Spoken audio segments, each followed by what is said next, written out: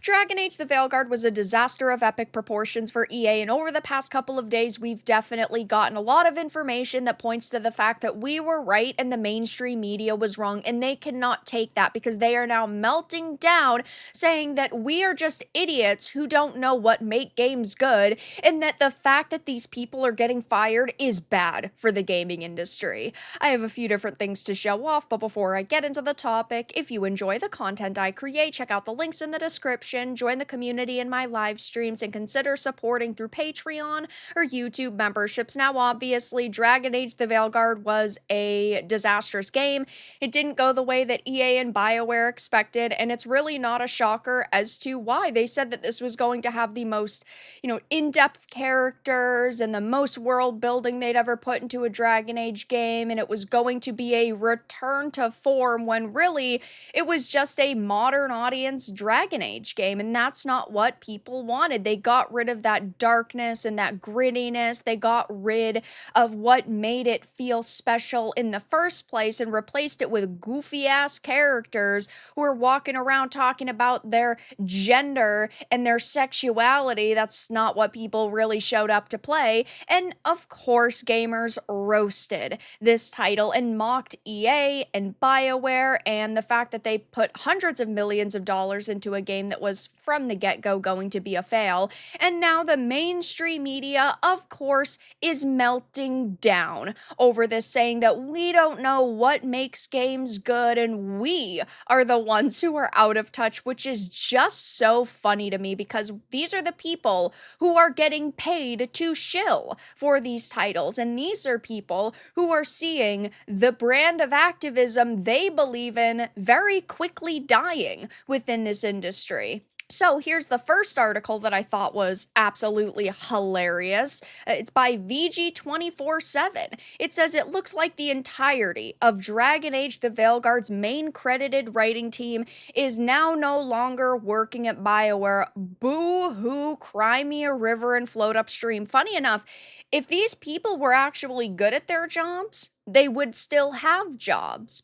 But when you are so bad at your job, you deserve to get fired from your job, and that's exactly what has happened. Maybe you should have put politics to the side when you went to work, and you should have just focused on making a really memorable, high-quality experience, and you wouldn't be in this position. Now, of course, they do talk about the few people who have now announced that they have left the company or they've been laid off and fired. I did a previous video, will be linked down below, but following the downsizing announcement yesterday in a blog post penned by the BioWare general manager Gary McKay, the Veilguard writing lead Trick Weeks posted on Blue Sky that he's now looking for a new writing and narrative position as his 20 years at the studio had come to an end. Now, obviously, yes, you might say he's worked on so many games that BioWare's made that have been amazing, like he had a big hand in the original Mass Effect trilogy, and this is true, but just because he was good at his job 20 years ago does not mean he's good at his job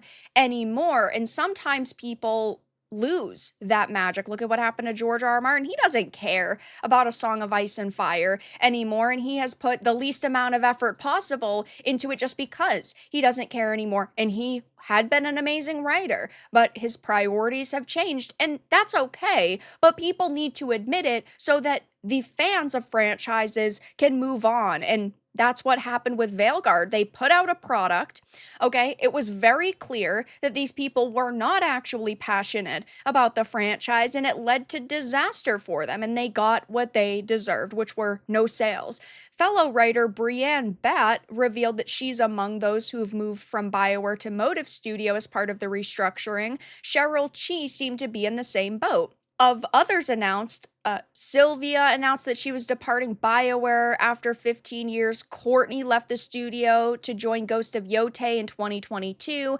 And John Dombrow having a move to the same studio as Woods about a year later. So we've seen a lot of people shifting either studios or just completely being fired outright and not having anywhere to go. But of course, This article goes on to say, given that, despite what idiots on the internet might say, Veilguard was far from an unmitigated disaster of a game, even if it didn't hit the potentially overzealous targets EA set for it financially. So, it's EA's fault that this game is being deemed a failure because EA had these insane sales targets that these developers could not make. I love the mental gymnastics that these people do because it's just so funny to have to sit here and call them out when they clearly don't know what they're talking about. We, of course, know that EA admitted just days ago, that Veilguard sales were down nearly 50% from the company's expectations.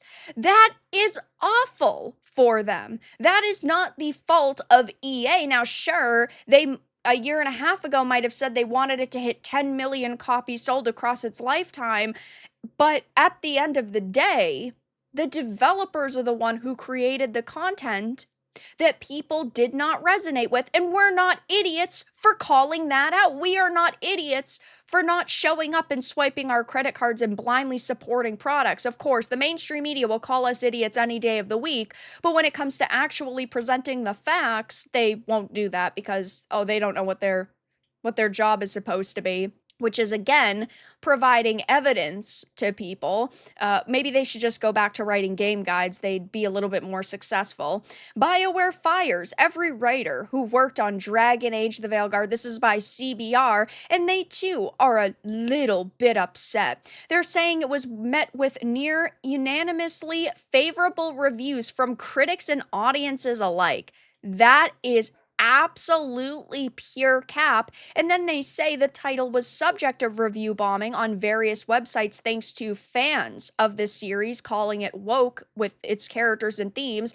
Veilguard still managed to amass an average review score of over 80% across all platforms on review aggregator Metacritic. The game also fell short of early sales projections throughout its first 3 months of release, just selling over 1.5 million units compared to an expected 3 million in the same time frame. So hey, at least they actually give the numbers. I'll give them a tiny bit of credit, I suppose. But of course, they're attacking us for calling it woke when it really is. You have characters who constantly talk about their gender identity. You can't avoid that conversation. You cannot avoid Tosh going, actually, guys, so I'm non-binary. You cannot leave Tosh, outside of your party. You can't kick her out. You can't kill her. You can't avoid her. You have to listen to those conversations. Then you have to deal with characters talking about how they are non-binary, they're transgender. You have the options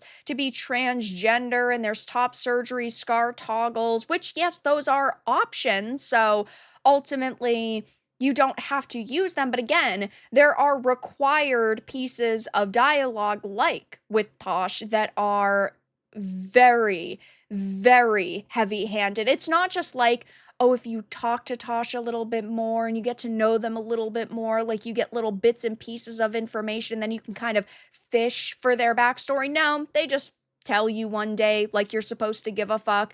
That is not good writing, and people did not like that. And ultimately, that's why people did not show up to buy this game. And sure, it is, a fact that when it released, it was getting more favorable reviews from critics and audiences alike, but you also have to consider that the people who bought the game right out of the gate are people who are mega fans of this franchise, people who have a lot of love and nostalgia. It's why Marvel movies initially get really good reviews unless they're complete garbage, because the super fans are the ones that are showing up to buy the tickets first and to go see it first, in this case, buy the video game first. And the critics are complete shills. They gave this game 9 and 10s, which is absolutely ridiculous, so don't trust them. But as time has gone on, these scores have tanked, the image of this game has tanked, and nobody is talking positively about it anymore except for the mainstream media. And then you have Game Rant talking about how, these developers were laid off and it's so sad, and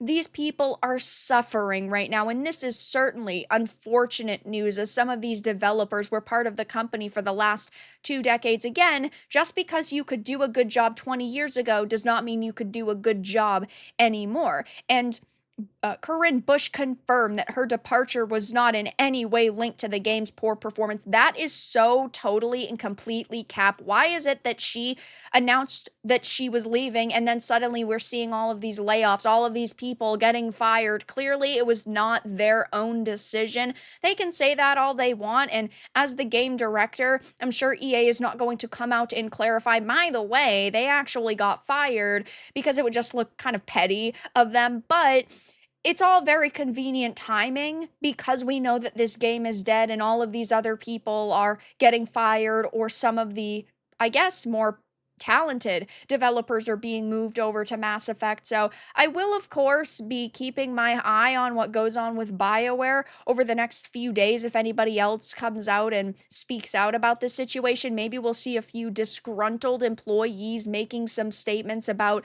the state of BioWare and kind of what happened at the end of the development cycle for Dragon Age the Veilguard. But this game is totally dead, and now the media is coping and seething over the fact that all of these people are getting fired for doing a very bad job. But that's all that I really had to discuss in this video. Let everyone know your thoughts in the comments below. If you enjoyed this, give it a like, and if you didn't, give it a dislike. I appreciate your support either way, but I'll talk to you all again in the next video really soon.